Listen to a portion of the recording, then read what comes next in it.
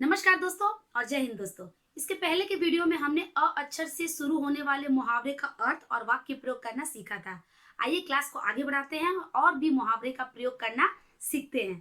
तो दोस्तों मेरे वीडियो को अंत तक जरूर देखिएगा। वीडियो पसंद आने पर मेरे चैनल को सब्सक्राइब और मेरे वीडियो को लाइक जरूर करिएगा। आपके लाइक और कमेंट से हमें बहुत ही मोटिवेशन मिलता है।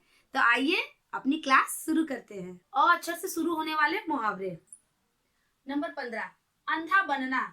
इसका अर्थ क्या है? आगे पीछे कुछ न देखना। अंधा बनना का अर्थ होता है आगे पीछे कुछ न देखना, जानबूझकर किसी बात पर ध्यान न देना। और जानबूझकर किसी बात पर ध्यान न देना, इसे ही कहते हैं अंधा बनना। इसका वाक्य प्रयोग क्या होगा? हे पार्थ। यहाँ पार्थ किसे कहा जा रहा है? अर्जुन को। हे पार्थ, यह युद्ध धर्म और अधर्म का है, इसलिए अंधा बनने से तो धर्म की विजय नहीं होगी। श्री कृष्ण अर्जुन को जब गीता का उपदेश दे रहे थे कुरुक्षेत्र में, तो कहते हैं हे पार्थ, यह युद्ध धर्म और अधर्म का है, यह युद्ध धर्म और अधर्म का है, इसलिए अंधा बनने से तो धर्म की विजय नहीं होगी। अंधा बनाना। अब अंधा बनाना भी एक प्रचलित मुहावरा है। इसका अर्थ है धोखा देना। अंधा बनाना मतलब धोखा देना। वाक्य प्रयोग क्या है? किसी को अंधा बनाना दंडनीय अपराध है, ऐसा करना उचित नहीं है। किसी को भी अंधा बनाना दंडनीय अपराध है, ऐसा करना उचित नहीं है। ऐसा हमें नहीं करना चाहिए, ये गलत है। अंधा होना।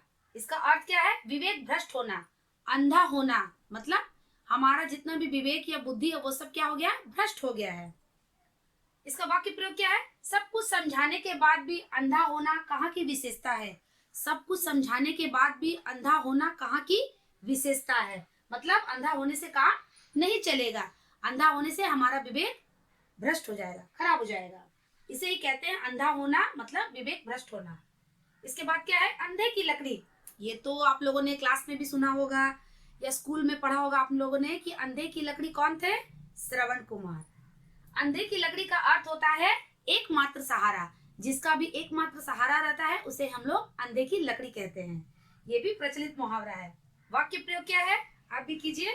श्रवण कुमार ही अपने माता पिता के लिए अंधे की लकड़ी थे। श्रवण कुमार ही अपने माता पिता के लिए अंधे की लकड़ी थे। अंधेर खाता। अब खाता क्या अंधा होता है? नहीं, ये भी एक क्या है? प्रचलित मुहावरा है। अंधेर खाता, इसका अर्थ क्या है? अन्याय। जहां पर अन्याय होता है उसे ही हम लोग कहते हैं अंधेर खाता। इसका वाक्य प्रयोग क्या है? तुम्हारे कार्यालय में बिना रिश्वत दिए काम ही नहीं होता है। तुम्हारे कार्यालय में बिना रिश्वत दिए काम ही नहीं होता है। पूरी तरह से अंधेर खाता है। वहां पर क्या होता है? बिना रिश्वत लिए काम नहीं होता है, इसीलिए उस कार्यालय को हम लोग क्या कहते हैं? अंधेर खाता। अंधेर नगरी। इसका अर्थ क्या है? अंधेर नगरी आप लोगों ने सुना होगा, अंधेर नगरी चौपट राजा, ठीक है? जहाँ की नगरी अंधी होती है। अर्थ क्या है? जहाँ धांधली का बोलबाला होता है, मतलब वहां पे कोई देखने वाला नहीं है, वहां पे सिर्फ धांधली ही होता है, उसे अंधेर नगरी कहते हैं। इसका वाक्य क्या है? तुम्हारी इस अंधेर नगरी में कभी तरक्की नहीं हो सकती है। तुम्हारी इस अंधेर नगरी में कभी तरक्की नहीं हो सकती है। तरक्की करने के लिए अंधेर नगरी से निकलना होगा। अकेला दम। अकेला दम आप लोगों ने बहुत सुना होगा। अकेला दम से हम लोग ये काम कर लेंगे। इसका अर्थ क्या होता है? इसका अर्थ होता है अकेला। जो अकेला होता है वो हमेशा कहता है मैं अकेले दम पर ही कर लूंगा। ये तो वाक्य बन गया। और किस तरह से वाक्य हम लोग बना सकते हैं? यह काम या कार्य अकेला दम से ही हो जाएगा। यह काम या कार्य अकेला दम से ही हो जाएगा। अगले जमाने का आदमी। अगले जमाने का आदमी मतलब क्यों कोई बाहर से आया है, एलियन है? नहीं। अगले जमाने का आदमी का अर्थ होता है सीधा सादा ईमानदार। जो सीधा होता है, सादा होता है और ईमानदार होता है, उसे ही हम कहते हैं अगले जमाने का आदमी। इसका अर्थ होता है सीधा सादा ईमानदार। इसका वाक्य प्रयोग आप भी मेरे साथ करिए। आज के जमाने में अगले जमाने के आदमी को बुद्धू समझा जाता है। आज के जमाने में अगले जमाने के आदमी को हम लोग बुद्धू समझते हैं कि उसे कुछ भी नहीं आता है, जबकि ऐसा नहीं है। पुराने जमाने के आदमी भी बहुत विशेषज्ञ होते थे और बहुत जानकार होते थे, लेकिन हम लोग समझते हैं अगले जमाने का आदमी है तो वो बुद्धू होगा। आज के जमाने में अगले जमाने के आदमी को हमेशा बुद्धू समझा जाता है। आप इसे पॉज करके एक बार नोट कर लीजिए। अक्ल की दुम। अक्ल की दुम, ये किस तरह का मुहावरा है? आइए इसका अर्थ देखते हैं। इसका अर्थ होता है स्वयं को होशियार समझना। जो खुद को बहुत होशियार समझता है उसे ही हम कहते हैं अक्ल की दुम। इसका वाक्य प्रयोग क्या है? इस अक्ल की दुम की वजह से ही आज तुम्हारी यह दशा है। इस अक्ल की दुम की वजह से ही आज तुम्हारी यह दशा है। मतलब तुम खुद को इतने होशियार समझते थे, इसीलिए आज तुम्हारी यह दशा है। अन्न जल उठना, इसका अर्थ क्या होगा? अन्न जल उठना मतलब समझ में आ रहा है? रहने का संयोग ना होना या फिर मर जाना। जब किसी के रहने का संयोग नहीं होता है या फिर वो मर जाता है तो हम लोग कहते हैं इस तरह का प्रचलित मुहावरा कि उसका अन्न जल उठ गया है। तो आइए वाक्य प्रयोग करते हैं। जब से माँ अपने पुत्र से बिछड़ गई है, जब से माँ अपने पुत्र से बिछड़ गई है, उसका तो अन्न जल उठ गया है। उसका तो अन्न जल उठ गया है मतलब उसका रहने का संयोग नहीं हो रहा है। अन्न लगना, इसका अर्थ क्या है? अन्न लगना, जब हम लोग कहते हैं कि देखो वो उसका शरीर में अन्न लग रहा है मतलब वो स्वस्थ हो रहा है। इसका अर्थ भी यही होता है, स्वस्थ रहना। वाक्य प्रयोग क्या है? परदेश के अन्न लगने से राम अब तो हम सबको भूल ही गया है। परदेश के अन्न लगने से, जब से परदेश राम गया है और वहां का अन्न उसे लगा है, अब तो वो हम सबको क्या किया है? भूल ही गया है। एक बार और पढ़ते हैं। परदेश के अन्न लगने से राम अब तो हम सबको भूल ही गया है। अढ़ाई दिन की हुकूमत, अढ़ाई दिन की हुकूमत मतलब बहुत छोटा सा शासनकाल। इसका अर्थ क्या है?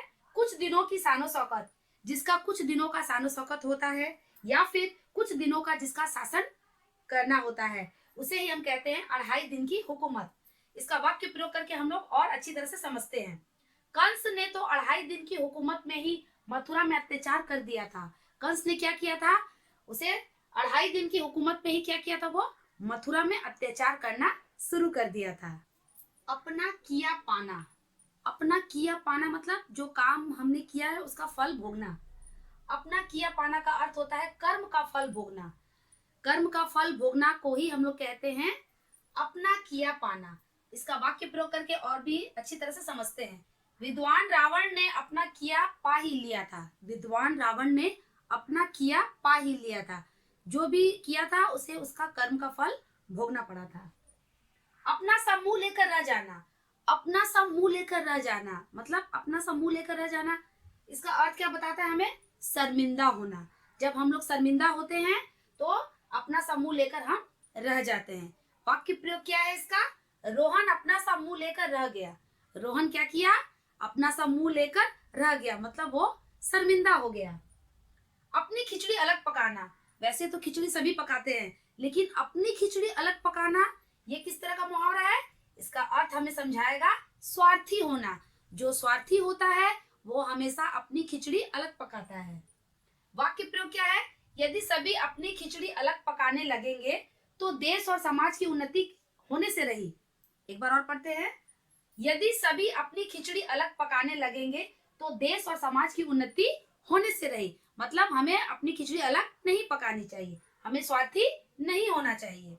अपने पाँव आप कुल्हाड़ी मारना, अपने पाँव आप कुल्हाड़ी मारना, अपने पाँव आप कुल्हाड़ी मारना मतलब इसका अर्थ हमें बताएगा संकट मोल लेना। जब हम कभी संकट मोल लेते हैं तो हमारी दादी की नानी क्या कहती है कि अपने पाँव आपने खुद ही कुल्हाड़ी मार ली है। वाक्य प्रयोग क्या है इसका? विभीषण को राज्य से निकालकर रावण ने अपने पाँव आप कुल्हाड़ी मार ली थी। विभीषण को राज्य से निकालकर रावण ने अपने पाँव आप कुल्हाड़ी मार ली थी मतलब अपना विनाश किया था। आज की क्लास यहीं तक दोस्तों, आप इसे घर पर अच्छी तरह से प्रैक्टिस करिएगा। मिलते अपने आने वाले नेक्स्ट वीडियो में, तब तक के लिए बाय बाय।